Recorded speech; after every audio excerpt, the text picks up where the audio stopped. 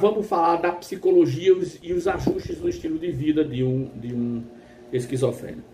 O contato com o psicólogo é outro pilar fundamental no controle da recuperação da esquizofrenia. Ao contrário do que muita gente diz, eu estou dizendo um outro pilar porque o psiquiatra e o neurologista muitas vezes são os primeiros pilares, né? Nós psicólogos não conseguimos interagir e intervir se não houver não há tratamento para a esquizofrenia sem que haja medicação, certo? Então as sessões de terapias, aqui a ciência diz que a mais viável é a terapia cognitivo-comportamental. Eu concordo com isso, mas existe uma linha da psicanálise que hoje trabalha com esquizofrenia de uma forma muito eficaz. Eu particularmente acredito que qualquer abordagem terapêutica vai tratar da esquizofrenia com maestria.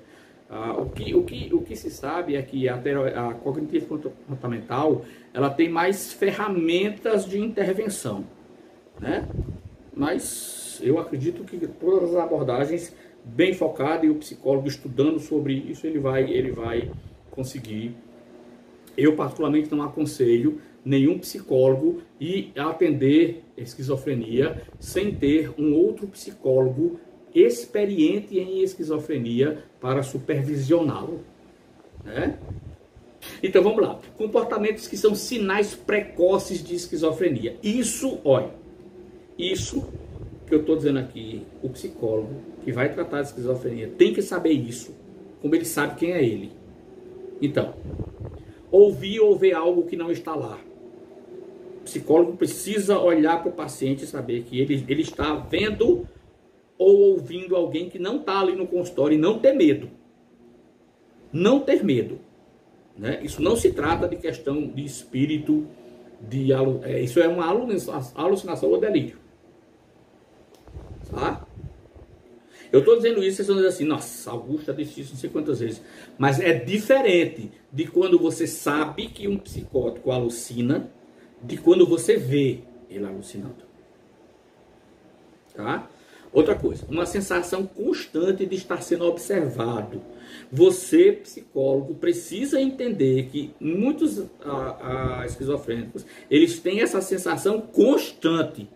Inclusive, esse é um dos primeiros sinais que a pessoa pode entrar em surto ou que está desenvolvendo esquizofrenia.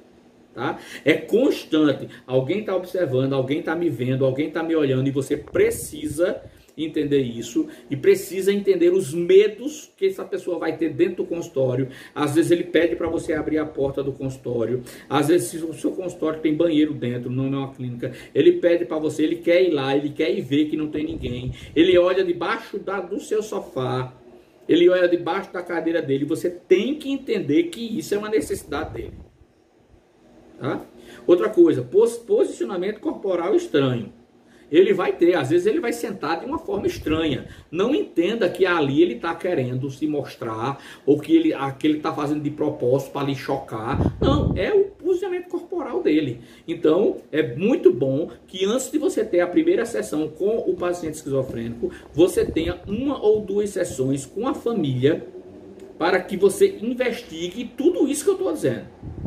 Ele ouve ou vê algo? Tá? Ele tem sensação constante de estar sendo observado? Como é o posicionamento corporal dele? Eu geralmente peço para familiares trazer um vídeo, uma foto antes, né? Sentir-se indiferente a situações muito importantes. Você tá ali, você preparou a sessão, você vai para lá dizendo assim, eu sou o cara, eu vou hoje ajudar esse cara. Aí chega lá ele... Você tem que aprender a não se frustrar. Inclusive, é uma das formas que a gente orienta. Por favor, é preciso que vocês tenham cuidado, dependendo do estado do paciente, qual é o nível de agressividade dele. Você pergunta na anamnese familiar. Porque quando a gente trata de esquizofrenia, a gente vai fazer uma anamnese familiar e uma anamnese com o paciente. Então, vamos lá. Sentir-se indiferente a situações muito importantes, a gente já falou. Deterioração do desempenho acadêmico ou profissional, você precisa saber até que tempo esse paciente estudou, até que ano, como é que eram as notas dele, como é que era a interação dele. Existe algum amigo de época em que vocês têm acesso, que é amigo ainda, para a gente poder conversar? Se não tem, e você vai investigando. Então, entenda que essa anamnese familiar ela é muito importante, né? Ele exercia uma profissão. Como é que ele era antes de entrar, de surtar? Como é que era a aproximação dele? Você vai perguntando. Depois você vai fazer as mesmas perguntas de forma diferenciada para o paciente, né? Houve mudança na higiene pessoal ou na aparência? Você tem uma foto dele antes e agora para eu dar uma olhada como é que vai, como é que funciona? Você tem vídeos desse paciente antes do surto e depois do surto?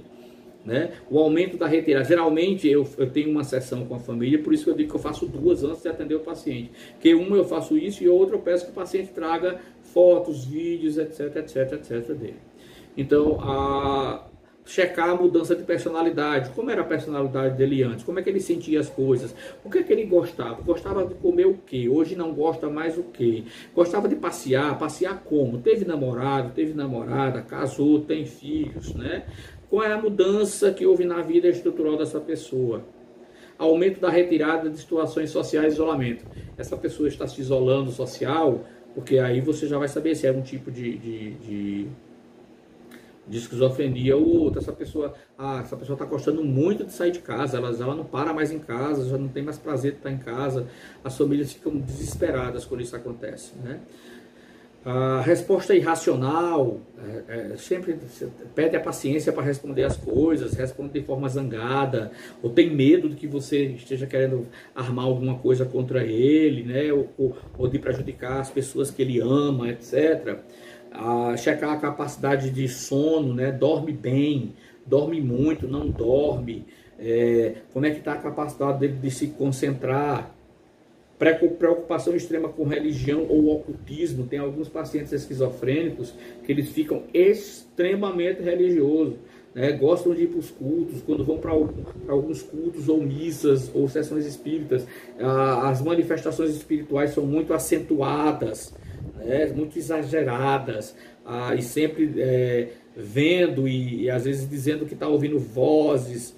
Eu tinha um paciente que ele era evangélico e ele gostava nos cultos, o pessoal ainda não tinha antenado que ele era esquizofrênico, e ele ficava recebendo mensagens divinas e o povo da igreja entrava em delírio, até um dia que ele saiu dando em todo mundo, saiu empurrando todo mundo, dizendo que Deus não queria ninguém daqui. Aí foi que as pessoas perceberam, a própria família, que tinham ele como o consagrado. Então, quais são os principais objetivos na psicoterapia dentro do tratamento da esquizofrenia? Primeiro, interromper a perda da capacidade mental. A gente precisa criar estratégias para amenizar a perda mental desse paciente, né?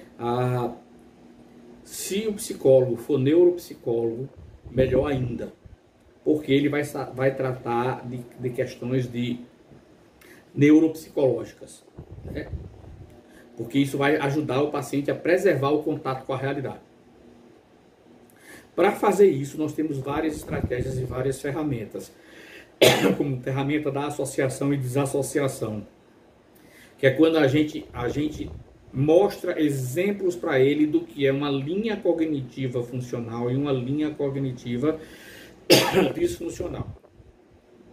Se for pacientes que têm os sintomas positivos que a gente viu, isso fica muito mais fácil. Mas com pacientes de sintomas negativos, isso vai dificultar um pouco. Existem cursos específicos que a gente faz para intervenções neuropsicológicas ou psicológicas em pacientes esquizofrênicos.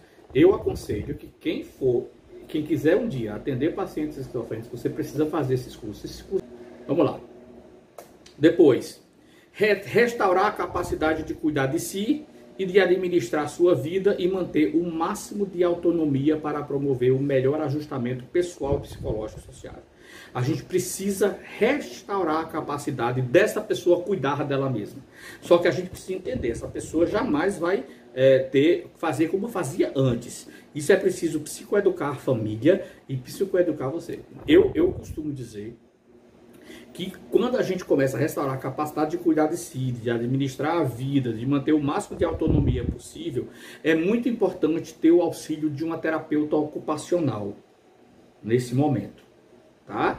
Porque você não vai ensinar para ele, às vezes eles perdem funções motoras, às vezes essas posturas inadequadas impossibilitam eles de ter a motora fina estabelecida ou restabelecida. E o terapeuta ocupacional, nesse momento, vai ajudar bastante. Mas você fazer ele refletir, fazer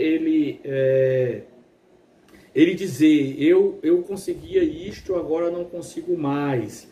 Mas eu geralmente pergunto assim, esta semana você quer pensar sobre o quê? Sobre, mas eu era uma pessoa que falava muito bem, agora eu não falo mais. Então você quer fazer uma restauração de capacidade verbal?